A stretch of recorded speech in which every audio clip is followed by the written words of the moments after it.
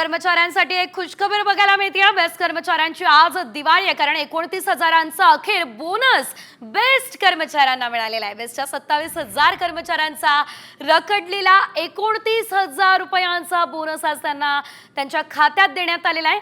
आचारसंहिता संपली असल्याने बेस्ट कर्मचाऱ्यांना रखडलेला दिवाळी बोनस आता मिळालेला आहे। खरं तर ही मोठी बातमी आणि बेस्टच्या कर्मचाऱ्यांसाठी ही खुश खबर, कारण त्यांच्यासाठी आजच दिवाळी असल्याचं बोललं जात आहे।